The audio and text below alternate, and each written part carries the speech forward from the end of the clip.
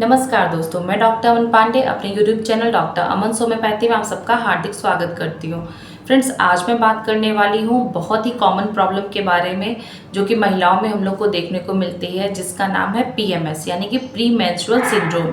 तो फ्रेंड्स, आज मैं बात करूँगी कि पीएमएस क्या होता है, इसके कॉजेज़ क्या होते हैं, इसके सिम्टम्स क्या हम लोग को देखने को मिलते हैं और इसकी प्रोसेस क्या होती है यानी इसकी मैकेनिज्म क्या होती है। और साथ ही साथ फ्रेंड्स, ये भी हम लोग जानेंगे कि पीएमएस जो होता है यानी प्री मेंस्ट्रुअल सिंड्रोम जो होता है, ये कुछ महिलाओं में हम लोग को देखने को मिलता है और कुछ में क्यों नहीं देखने को मिलता है। तो फ्रेंड्स, इस डिफरेंस की भी बात करेंगे और फ्रेंड्स इसके बहुत ही इफेक्टिव होम्योपैथिक मेडिसिन के बारे में भी डिटेल में बात करेंगे।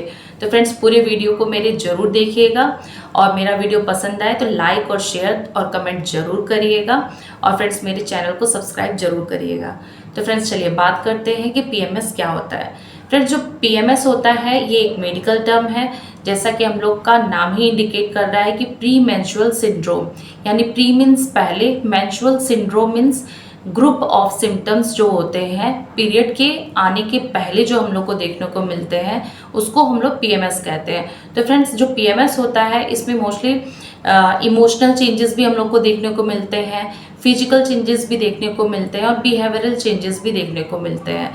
तो फ्रेंड्स, ये सारे सिम्टम्स हम लोग को मोस्टली इस तरह के लक्षण हम लोग को पीएमएस में देखने को मिलते हैं। तो फ्रेंड्स, अब इसके कारण की बात कर लेते हैं यानी इसके कॉजेस की बात कर लेते हैं कि किन किन कारणों की वजह से हम लोग को पीएमएस देखने को मिलता है। तो फ्रेंड्स, सबसे पहला जो कारण आता है वो आता है हार्मोनल चेंजेस, यानी कि जो ल्यूटियल फेज होती है हमारी मेंस्ट्रुअल साइकिल की, जो 3 फेजेस होती हैं, फॉलिकुलर फेज होती है, ओव्यूलेशन होती है और ल्यूटियल फेज होती है।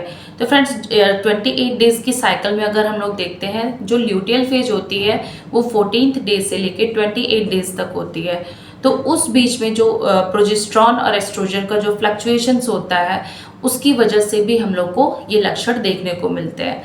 सेकेंड कॉज की बात करें तो ब्रेन में केमिकल चेंजेस होते हैं, सेरोटोनिन का लेवल फ्लक्चुएट करता है, उसकी वजह से भी हम लोग को इसके सिम्टम देखने को मिलते हैं। थर्ड कॉज की बात करें तो फ्रेंड्स, इसमें बहुत ज़्यादा मूड स्विंग्स वगैरह हम लोग को देखने को मिलते हैं, मेंटल लेवल पे भी चेंजेस देखने को मिलते हैं, जिसकी वजह से डिप्रेशन वगैरह हम लोग को देखने को मिलता है। फिफ्थ चेंजेस की बात करें यानी कॉज की बात करें तो जेनेटिक कॉज भी हम लोग को देखने को मिलता है। तो फ्रेंड्स, ये तो कुछ कॉजेज हैं इसके कि पीएमएस के, कि ये हम लोग को देखने को मिलते हैं। साथ ही साथ फ्रेंड्स, अब फ्रेंड्स इसके सिम्टम्स की बात कर लेते हैं। तो सबसे पहले हम लोग को कौन कौन से फिजिकल सिम्टम्स देखने को मिलते हैं उसकी बात कर लेते हैं।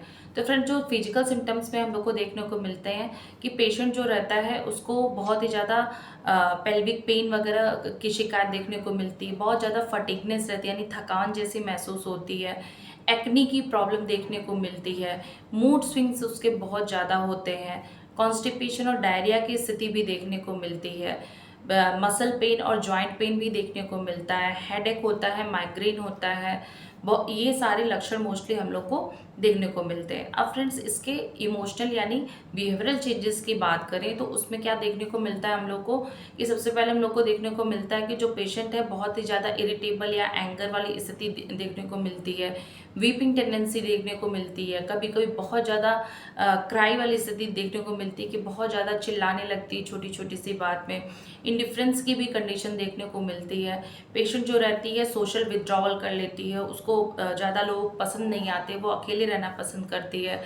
और फ्रेंड्स, मोस्टली ये सारे हम लोग को मूड चेंजेस और बिहेवियरल चेंजेस हम लोग को देखने को मिलते हैं। तो फ्रेंड्स, अब बात करते हैं इसके मैकेनिज्म की यानी इसकी प्रोसेस की कि क्या हम लोग के अंदर क्या चेंजेस चलते हैं जिसकी वजह से हम लोग को पीएमएस जैसी कंडीशन देखने को मिलती है। तो फ्रेंड्स, सबसे पहली कंडीशन आती है हार्मोनल चेंजेस। तो फ्रेंड्स, हार्मोनल चेंजेस की बात करें कि जो ल्यूटियल फेज वाली अपनी फेज होती है जहाँ पे ओवुलेशन यानी 14th डे से लेके 28th डे तक की जो बीच का पीरियड होता है वो ल्यूटियल फेज होता है। तो फ्रेंड्स, इस समय जो होता है कि एस्ट्रोजन जो होता है वो लो होने लगता है और प्रोजेस्टेरॉन का लेवल हाई होने लगता है। प्रोजेस्टेरॉन का लेवल हाई होने लगता है और वो यूट्रस को तैयार करता है प्रेगनेंसी के लिए। लेकिन अगर कोई प्रेगनेंसी नहीं होती है तो प्रोजेस्टेरॉन का लेवल तुरंत डाउन हो जाता है। तो एस्ट्रोजन और प्रोजेस्टेरॉन का लेवल जो डाउन होता है उसकी वजह से भी हम लोग को ये सारी चेंजेस देखने को मिलते हैं।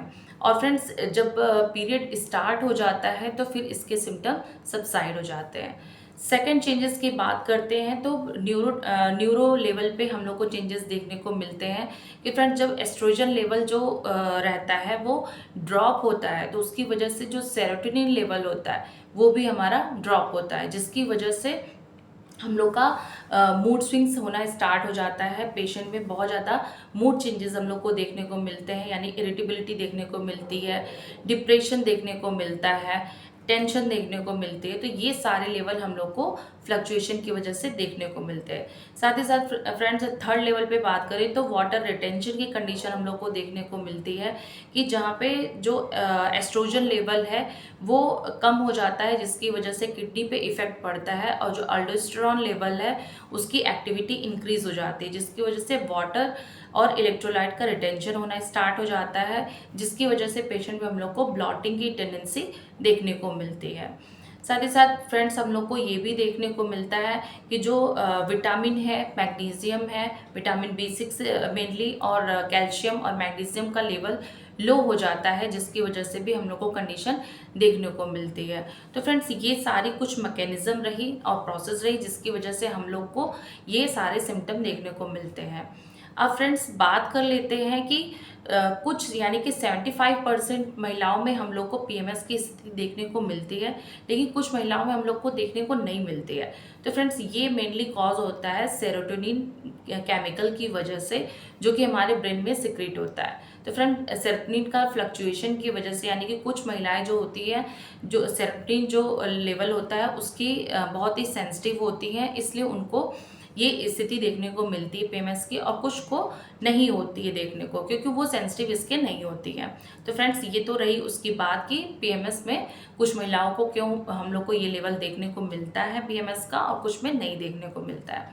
तो फ्रेंड्स, अब बात करते हैं बहुत ही इफेक्टिव होम्योपैथिक मेडिसिन के बारे में, जो कि बहुत ही इफेक्टिव है, और अगर हम इसको लेते हैं तो बिल्कुल डेफिनेटली हम लोग को इसमें आराम जरूर मिलता है। तो फ्रेंड्स, बात कर लेते हैं कि कौन कौन से होम्योपैथिक मेडिसिन हम लोग को देखने को मिलती है। तो सबसे पहली मेडिसिन जो हम लोग देखते हैं उसमें वो है सीपिया। फ्रेंड्स, सीपिया एक बहुत ही इफेक्टिव मेडिसिन होती हैं ऐसी महिलाओं में देने के लिए जहाँ पे हार्मोनल चेंजेस की वजह से हम लोग को सारी स्थिति देखने को मिल रही है, यानी कि उसके जो पीरियड है वो भी चेंजेस देख रहे हैं। साथ ही साथ उसके जो बियरिंग डाउन सेंसेशन उसको देखने को मिलता है। मूड चेंजेस की बात करें तो उसमें इंडिफरेंस की कंडीशन होती है। पर्सनैलिटी ट्रेट में अगर देखें तो उसको कॉन्ट्राडिक्शन, एग्रावेशन होता है, कंसोलेशन नहीं चाहिए होता है, इंडिफरेंस की स्थिति रहती है, यानी कि जिससे वो बहुत प्यार करती है उससे उसको बिल्कुल दूरी बनाने लगती है, एवर्जन टू हस्बैंड होने लगता है। तो फ्रेंड्स, ये सारी चीज़ें हम लोग को मोस्टली सीपिया में देखने को मिलती है। अगर ये सारे लक्षण हम लोग को देखने को मिलते हैं तो हम लोग सीपिया की 30 पोटेंसी 5-5 वो सुबह दोपहर शाम देते हैं पेशेंट को, तो बहुत अच्छे रिजल्ट देखने को मिलते हैं। फ्रेंड्स, सेकेंड मेडिसिन की बात करें तो बहुत इफेक्टिव मेडिसिन होती है जिसका नाम है पल्सेटिला। फ्रेंड्स, पल्सेटिला बहुत ही इफेक्टिव मेडिसिन होती है ऐसी महिलाओं में देने के लिए जो कि माइल्ड और जेंटल नेचर की होती हैं, वीपिंग टेंडेंसी जिसमें देखने को मिलती है, जो पीरियड होता है बहुत ही स्कैंटी होता है, कंसोलेशन इसको बहुत चाहिए होता है, इसको उससे आराम मिलता है, इसको फैटी चीज़ें बहुत पसंद होती हैं, और ओपन एयर की डिज़ायर होती है, यानी इसको खुली हवा बहुत ज़्यादा पसंद होती है। तो फ्रेंड्स, मोस्टली ऐसे अगर लक्षण हम लोग को देखने को मिलते हैं तो पल्सेटिला की 30 पोटेंसी हम लोग 5-5 वो सुबह दोपहर शाम देते हैं तो बहुत अच्छे रिजल्ट देखने को मिलते हैं।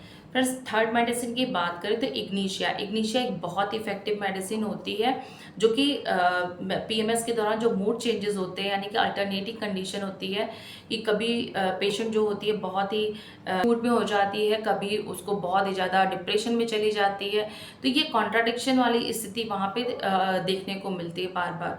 तो इग्निशिया मोस्टली बहुत ही इफ़ेक्टिव मेडिसिन होती है ऐसी महिलाओं के लिए जिनमें कॉन्ट्राडिक्शन एग्रावेशन होता है। ये अल्टरनेटिंग सिम्टम हम लोग को देखने को मिलते हैं, और जो इन लोग को फ्रेंड्स ये कॉन्ट्राडिक्टरी सिम्टम देखने को मिलते हैं। तो ऐसी महिलाओं में अगर हम लोग को ऐसे लक्षण देखने को मिलते हैं तो हम लोग इग्निशिया की 30 पोटेंसी 5-5 वो सुबह दोपहर शाम देते हैं तो बहुत ही अच्छे रिजल्ट देखने को मिलते हैं। फ्रेंड्स फोर्थ मेडिसिन की बात करें तो कैलकेरिया कार्प, ये बहुत ही इफेक्टिव मेडिसिन होती है जहाँ पे हम लोग को देखने को मिल रहा है कि पेशेंट में ब्लॉटिंग की स्थिति आ रही है, बहुत ही ज़्यादा हैवी ब्लीडिंग हो रही है पेशेंट को, पेशेंट बहुत ही चिली है, सेंसिटिव टू कोल्ड है और बहुत ही जल्दी वो थक जाती है। क्रेविंग फॉर एग्स की हम लोग देखने को मिलती है, बहुत ज़्यादा एग की डिज़ायर होती है उसको। तो फ्रेंड्स अगर ये सारे लक्षण हम लोग को देखने को मिलते हैं तो कैलकेरिया कार्प की 30 पोटेंसी 5-5 वो सुबह दोपहर शाम देते तो बहुत ही अच्छे रिजल्ट देखने को मिलते हैं। तो फ्रेंड्स ये सारी कुछ होम्योपैथिक मेडिसिन रहीं जिसको हम लोग यूज़ करके बहुत ही अच्छे रिजल्ट पा सकते हैं। साथ ही साथ फ्रेंड्स इसके लाइफ स्टाइल चेंजेस की बात कर लेते हैं। तो लाइफ स्टाइल में अगर थोड़े चेंजेस हम लोग करें तो पीएमएस में हम लोग को आराम देखने को मिलता है। तो फ्रेंड्स लाइफ स्टाइल में क्या क्या चेंजेस कर सकते हैं उसकी बात कर लेते हैं कि जो पेशेंट होती है अगर वो रेगुलर एक्सरसाइज कर रही है, योगा कर रही है, मेडिटेशन कर रही है और साथ ही साथ बैलेंस डाइट ले रही है, अपना रूटीन फॉलो कर रही है डेली, तो फ्रेंड्स ये सारी कंडीशन अगर वो रूटीनली फॉलो करती है तो हम लोग को देखने को मिलता है कि पीएमएस बहुत हद तक बहुत कम देखने को मिलता है ऐसी महिलाओं में। तो फ्रेंड्स आपको आज का वीडियो मेरा कैसा लगा कमेंट बॉक्स में ज़रूर बताइएगा और मेरे वीडियो को लाइक और शेयर ज़रूर करिएगा और मेरे चैनल को सब्सक्राइब ज़रूर करिएगा। धन्यवाद।